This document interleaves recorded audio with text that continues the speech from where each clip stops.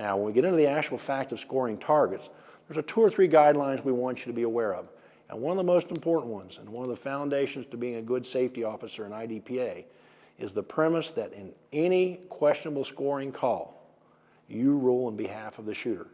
If you have to look at a target real hard and say, I'm not sure whether that's a 3-point or a 1-point down hit, if you have to even look at it hard, or you have to take some time and deliberation and say, I'm not sure, you shouldn't even make that effort. It instantly is called on behalf of the shooter. The same thing would apply, for example, in the case of doubles. If you're in the target and you're convinced that there's a shot missing and you have one of those holes that in your mind's a question, it could be a double, give it to the shooter. Now let's get more into some of the specifics about scoring targets, some of the things you want to watch for and some of the things you want to be aware of. I've got a couple of targets here that I want to go over with you and give you some insight to SO procedure and scoring. They're right here behind me. First off, let's imagine I'm scoring these 2 hits on this target. This one clearly is not even close to the perforated edge. But if you look at this one, it's real close to the point where I wouldn't even look at it, hard for an instant. It's there. It's so close, I'm not even concern myself with it.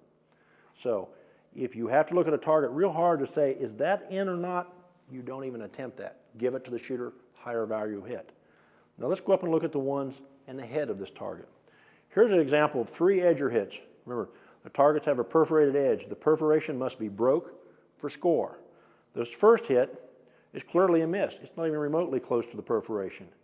This next hit is real close. As a matter of fact, it's so close, I'd have to look at it real hard to make a determination. Hence, instantly, the shooter gets the value they hit.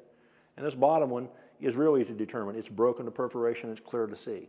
Remember the rule once again. When in doubt, instantly give it to the shooter.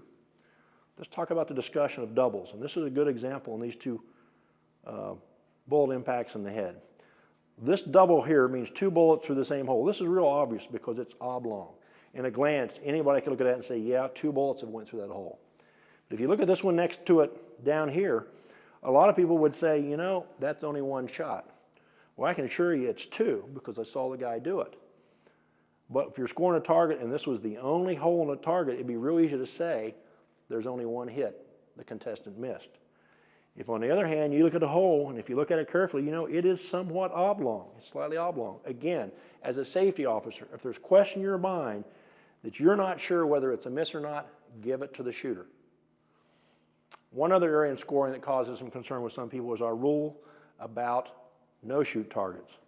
And this is a good example. You've got a no-shoot target or a non-threat target that's over top of a shoot target. Remember, IDPA has a rule. Shoot-throughs count. Whichever targets get shot through, both get the value of the shot. An example like this one, here's a shot fired at the threat target that nicks the no-shoot, but has not broken the perforation. Remember, the IDPA rule is the perforation has to be broken for score. Since it did not break the perforation, this target would not be scored as a penalty. Remember, a penalty for a non-threat target hit is a 5-second penalty. It's pretty severe. This one would not incur it. The contestant would get the value of this hit on this target, which is down 1. The hit above it, which clearly breaks the perforation, that's real obvious. Again, that one's obvious. They hit the no-shoot, they're going to get the penalty for the no-shoot, and also they're going to get the value of the hit behind it. So this one, they're going to drop 1 point on the shoot target, but they're going to add a 5-second penalty for a no-shoot target. So remember, the perforation has to be broke. Anytime there's a question in your mind, you're scoring that, don't hesitate, award the value to the shooter. Now let me talk to you about one other facet of scoring targets.